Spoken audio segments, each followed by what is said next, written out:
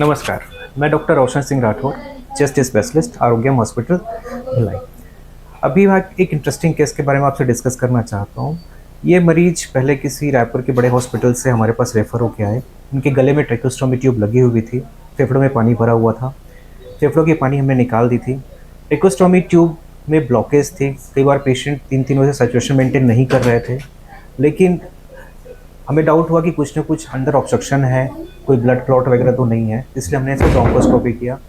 और सरप्राइजिंगली हमने जैसे ही ब्रोंकोस्कोप ट्रैकोस्टोमी ट्यूब के थ्रू अंदर गए, तो उसके ओपनिंग के पास ही बड़ा सा ब्लड क्लॉट था, और वो ब्लड क्लॉट इतना हार्ड था, इतना बायोप्सी फोर्सेप डाल रहे थे तो वो पीसेस में निकल रहे थे, और उसकी वजह से ही पेशेंट वेंटिलेट प्रॉपर्ली नहीं हो पा रहे थे। पेशेंट हाइपोक्सी में जा रहे थे, हाइपोक्सी ड्राइव हो रही थी उनको। हमने किसी तरह से टीम के सपोर्ट के साथ में उस 4 सेंटीमीटर के बाइफरकेटेड ब्लड क्लॉट को निकाला, जो कि बहुत हार्ड है।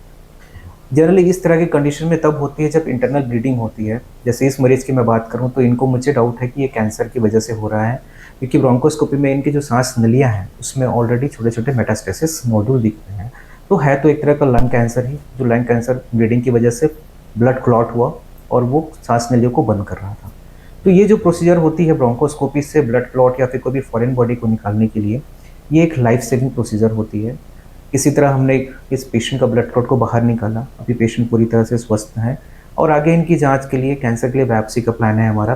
थोड़े पेशेंट स्टेबल होंगे, हम बायोप्सी निकालेंगे। फिर बायोप्सी के बाद जो भी कैंसर आएगा, उस कैंसर के स्टेजिंग के हिसाब से उनका हम ट्रीटमेंट प्रारंभ करेंगे। धन्यवाद।